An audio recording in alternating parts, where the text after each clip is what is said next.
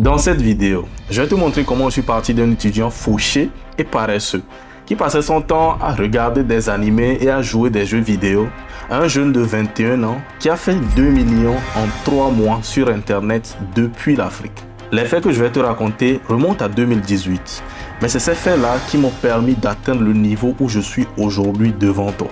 À la fin de cette vidéo, tu verras que ce truc de gagner de l'argent en ligne n'est pas quelque chose qui est réservé à un type de personne particulière.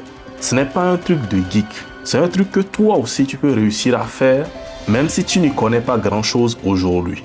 Et si jamais tu es en train de tenter quelque chose en ce moment, il y a des chances que tu apprennes de cette vidéo quelque chose qui va casser un blocage sur lequel tu es et qui va t'encourager à continuer dans la direction sur laquelle tu es déjà. Sur ce, on y va.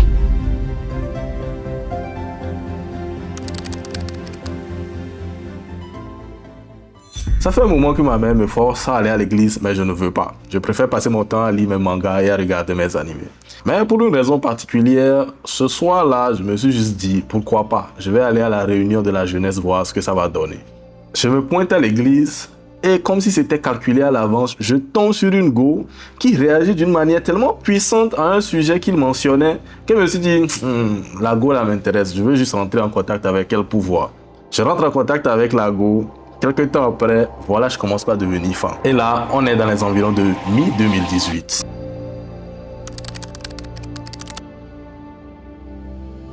La go me dit, ouais, c'est comme ça qu'elle a reçu bourse pour partir en Chine, donc elle s'en va. Ça fait un mois qu'on a commencé par sortir ensemble. C'est quoi ça? Elle me dit que ouais, que bon, ça fait juste un mois qu'on a commencé par sortir ensemble, que les bails de relations à distance là, qu'elle n'est pas trop dedans, donc que c'est mieux qu'on n'a qu'à arrêter en même temps, comme ça va nous éviter des blessures. Je dis non, jamais, que même si elle ne croit pas à cette histoire-là, moi j'y crois, donc il n'y a pas de souci, on va rester dedans jusqu'à ce que ce truc marche. Moi je pense que ça va marcher. Voilà, la go est partie. Donc, me voici en relation à distance avec ma go qui est partie en Chine. J'étais sur le point de finir ma licence. Au campus, il me restait dans les environs de 63-64 crédits. Et là maintenant, il fallait que je finisse vite. Contrairement à avant, je n'en avais rien à cirer. En une année, j'ai validé la totalité des crédits qui me restaient. Je n'ai jamais fait ça au campus avant. À cause de Go. J'ai tout validé. Maintenant, je valide le truc. Je commence pas à chercher des bourses moi aussi. Je me rends compte que je n'arrive pas à obtenir des bourses totales. Je n'ai que des bourses partielles. Et mes parents n'ont pas le moyen de compléter la bourse pour que j'aille en Chine. Il fallait que je trouve un autre moyen. Voilà, j'arrive sur Internet et je tombe sur le dropshipping. Ok, c'est ça. C'est avec ça que je vais aller rejoindre ma Go. Je commence par travailler. Gars, j'ai été dans tous les cybercafés qu'il y a dans mon quartier. Je vais ici pendant un moment, je vois que non, ils ne sont pas très performants, la connexion n'est pas très bonne, ils ne viennent pas suffisamment tôt. Je vais ici, je vais là-bas. Tout mon argent partait dans les cybercafés. Il fallait que je trouve le moyen d'aller en Chine, coûte que coûte. Jusqu'à ce que je tombe sur un cyber là où c'est un gars qui gérait ça. Il était chill par rapport au fait que je vienne très tôt le matin, que je reparte très tôt le soir. J'étais carrément devenu le gérant du cyber. Je me pointe à 6 heures et je travaille sur le dropshipping jusqu'à ce que je quitte le cyber à minuit. Tous les jours. Aujourd'hui, quand je repense à ça, je me rends compte que c'est ça qui m'a permis d'atteindre ce niveau où je suis aujourd'hui. C'est la chance que j'ai eue ou la grâce que j'ai eue, peu importe la façon dont tu l'as appelé, de trouver une raison non négociable de faire l'argent forcément. C'est cette raison-là qui m'a permis de ne pas abandonner les jours où j'étais fatigué. D'ailleurs, même la fatigue, je ne connaissais plus ce que c'était. Il fallait que je rejoigne ma go. C'est cette raison qui a été à la racine de ma motivation et de ma discipline. Garde ça en tête. On continue. Voilà, je me lance dans le dropshipping et je me rends compte que même si je peux faire l'argent avec ce truc, j'ai besoin d'un investissement de départ quand même. J'avais quelques économies, mais c'était pas suffisant. J'avais besoin de plus. Donc, j'ai dit à ma mère d'aller demander à mon père de me passer 60 000 pour faire un business. Parce que je savais que si moi-même je lui demandais, il n'allait pas me donner. Ensuite, j'ai demandé à un ami aux States, une amie en France et un ami au Sénégal de m'aider justement aussi avec 60 000 chacun. Et funnily enough, eux tous, ils m'ont donné l'argent que je voulais. Aujourd'hui, quand je repense, je me rends compte que C'est à cause de la relation que j'avais avec chacune de ces personnes-là que j'ai pu obtenir cet argent. Je n'ai jamais demandé de l'argent à mon père par rapport à un projet personnel avant, à part ce projet-là particulièrement. Ça fait que quand je lui ai demandé ça, même si je sais qu'il a dû aller chercher l'argent là avant de me donner, il a décidé de croire en moi. Au vu du comportement que j'avais montré l'année précédente quand j'ai fini mon campus, j'étais dans un mindset tellement différent que ça se remarquait. Quand j'ai demandé à mes amis, eux, c'est à cause de la relation que j'avais avec eux depuis. J'ai toujours fait tout mon possible pour être quelqu'un de correct avec ces gens-là. Ils savent le type de personne que je suis et si j'ai pris la peine de venir leur demander cet argent, ils savaient que c'était quelque chose d'important et ils ont accepté d'investir en moi. Les choses ne se sont pas passées exactement comme je les avais prévues. Je n'ai pas eu l'argent aussitôt que je l'avais prévu, mais dès que j'ai eu l'argent de chacun de ces gars, je les ai remboursés. Ce qu'ils m'ont fait avec cette action-là, je n'ai jamais oublié ça jusqu'à aujourd'hui. Si j'avais un seul de ces gars et Lago se trouve un jour dans une difficulté où je peux faire quelque chose, je serai là pour eux. Garde ça en tête. Continuons. Maintenant, après avoir rassemblé tout cet argent, je fais face à un autre problème. Comment récupérer l'argent des clients? Depuis l'Afrique, je n'avais pas de service qui me permettait de faire ça à cette époque. Donc, je me suis associé à un de mes amis avec qui j'ai fait l'école en France. Et lui aussi, il est venu avec un apport qui a fait qu'on s'est retrouvé avec un total de 800 à 900 euros. On commence à tester les produits. Je pense que j'ai regardé toutes les vidéos de dropshipping qu'il y avait sur YouTube à cette époque-là. On lance tel produit, ça ne prend pas. On lance tel autre produit, ça ne prend pas. On a lancé un tas de produits sans que ça reprenne. Moi, avec toutes les vidéos que je regardais, j'espérais que non, dès que je vais lancer mes premiers produits, ça va prendre. Mais là, je fais face à la réalité. Le truc ne vient pas aussi fast et aussi facilement que ce que j'avais imaginé. Aujourd'hui, j'appelle cette phase-là où j'échoue à ce que j'essaie de faire, la phase d'apprentissage. C'est la phase qui m'apprend les informations que j'ai besoin de savoir pour pouvoir réussir. Justement, j'ai mis dans la description de cette vidéo les ressources que j'utilise pour pouvoir garder la motivation et la discipline quand les temps sont durs. Je te conseille d'aller la télécharger, de lire ce que j'ai écrit et de consulter les ressources que je t'ai données. Je pense que ça va marcher pour toi aussi. Maintenant, au bout d'un énième produit lancé sans succès, on tombe sur un produit. C'était des housses de canapé. C'est des housses qu'on prend pour couvrir des canapés qui sont gâtés, des canapés en cuir qui sont effrités, ou des canapés en tissu qui sont trop sales pour leur redonner un effet nouveau. Voilà, on lance le produit prend. On lance les publicités, les gens commencent par acheter. Attention, on était juste excités. Genre, tu dors, tu te réveilles, tu checkes ton dashboard. Tu es là, tu entends une notification, tu cours, tu prends ton téléphone. C'était tellement excitant, c'était un truc de malade, man. On a commencé par faire des ventes. On a fait tellement de ventes en 2 semaines que quand j'ai checké le dashboard, on était à 3000 euros. 3000 euros, gars, ça fait 2 millions.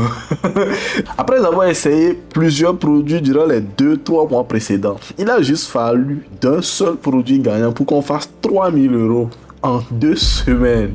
C'était un truc de malade. L'argent rentre, on prend commande le produit, on envoie. On commande le produit, on envoie. On continue de faire tourner les pubs. C'était une période vraiment très plaisante. Je me levais chaque matin, je courais aussi bien pour pouvoir continuer par travail. Et ça a duré 1-2 semaines. Mais après ça, ça a commencé par être bizarre. Les commandes venaient, mais ça ralentissait un peu. Les commandes qui étaient venues aux premières semaines, les clients commençaient par nous écrire des messages que ouais, ça fait plus de 2 semaines qu'ils ont commandé chez nous et que le produit n'est pas encore arrivé. Des fois, on essaie de discuter avec le fournisseur sur AliExpress, mais le gars aussi, il est comme ça, très difficile à joindre.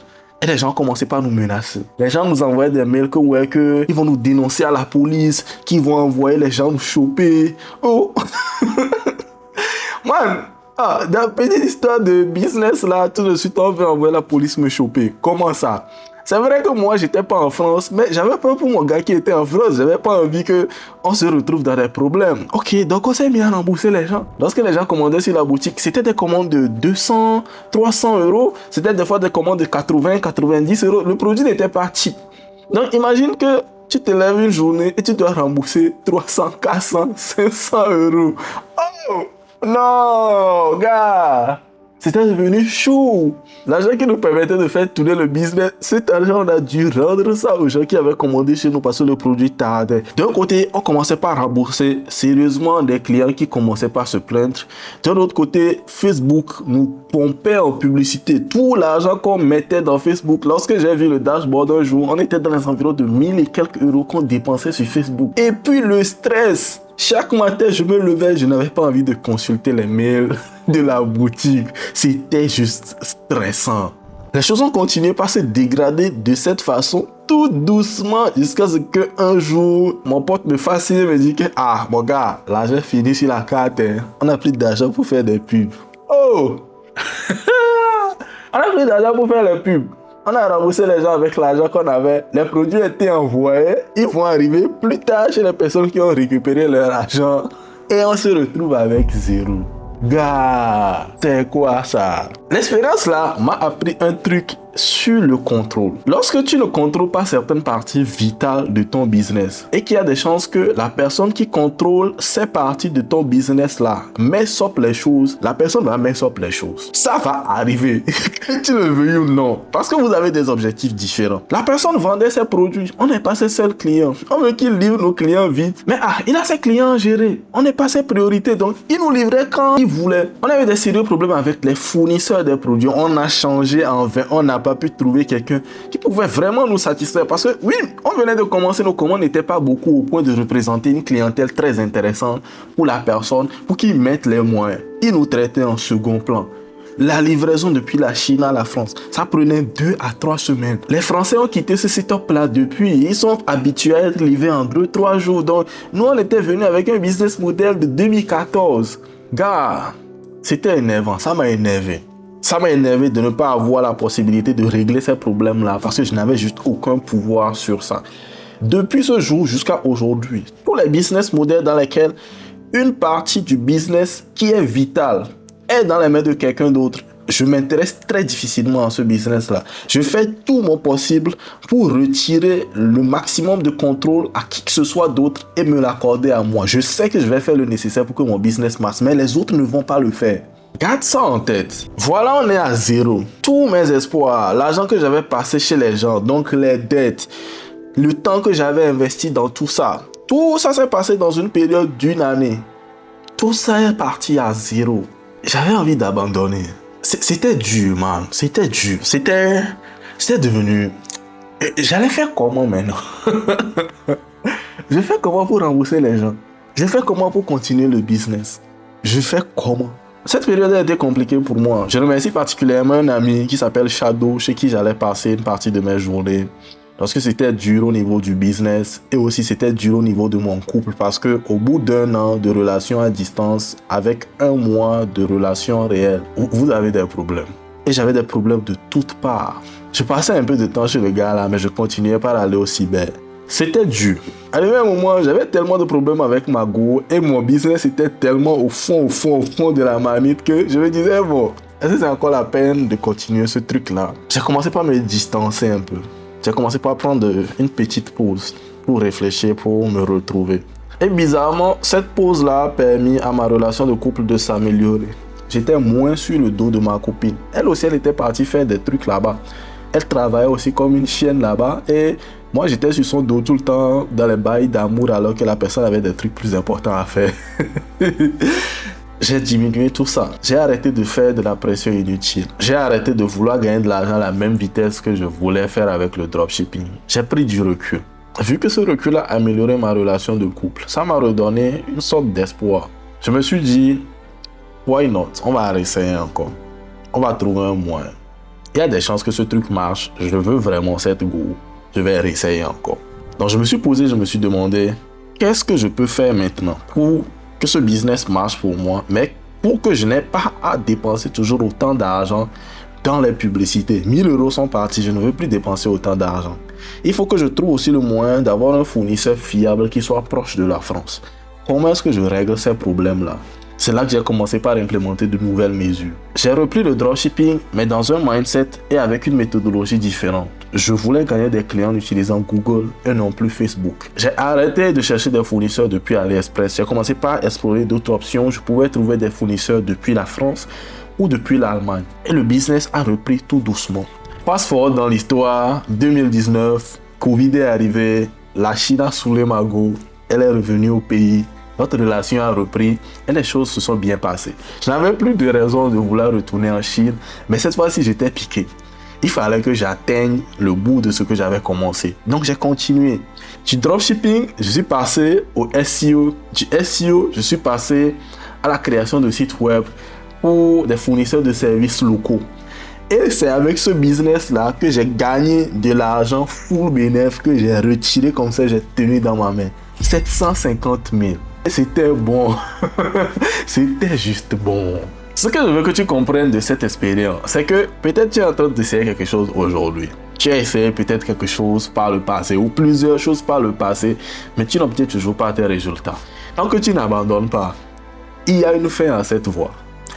Il y a une finalité. N'abandonne pas. Tant que tu essaieras de régler les problèmes qui se poseront à toi pour avancer et non fuir les problèmes lorsqu'ils sont là, tu y arriveras. Généralement, les business models ne sont pas le problème. Les business models marchent. Le problème vient de nous, de notre contexte. En Afrique, je n'avais pas de moyen d'encaisser l'argent que je faisais en dropshipping en Europe. Il fallait que je trouve quelqu'un pour ouvrir un compte Stripe en Europe pour récupérer l'argent pour moi. Le contexte a fait que ce business a été juste difficile pour moi dès le début. Et beaucoup de business sont comme ça. Ceux qui réussissent, lorsqu'ils se retrouvent face au blocage, ils le contournent. Ils créent la solution lorsqu'elle n'existe pas ou ils cherchent une alternative pour y arriver quand même. Échouer n'est pas un problème, c'est le processus. Mais ne t'arrête pas sur l'échec, n'abandonne pas, c'est trop tôt. La réussite est peut-être même plus proche que ce que tu penses. N'abandonne pas. Pour moi, un salarié qui travaille à temps plein, je n'ai pas suffisamment de temps pour pouvoir faire un business aussi prenant que le dropshipping ou l'e-commerce lorsque je reviens du boulot. J'avais besoin d'un business qui m'offre suffisamment de flexibilité pour que je puisse le faire durant mes temps libres, lorsque je rentre du boulot le soir, lorsque j'ai un petit week-end ou quelques petits congés pour pouvoir avancer. Et le business model que je trouve le plus adapté, c'est YouTube. C'est ce que j'essaie de t'enseigner sur cette chaîne. J'ai regardé beaucoup trop de personnes gagner suffisamment leur vie sur YouTube pour quitter leur boulot et vivre la vie à laquelle ils aspirent. C'est ce que je veux. J'aime bien mon boulot actuel, mais je ne veux pas faire ça à vie. Je veux faire quelque chose qui me donne la liberté de décider de mon emploi du temps, de décider de quand, de où est-ce que je travaille. Quand quelqu'un m'appelle à je ne sais pas quelle heure de la journée pour me dire de venir travailler, j'aspire à de la liberté. Et je pense que YouTube peut me permettre de faire ça. Si tu veux obtenir quelque chose de similaire, je te conseille de regarder cette vidéo.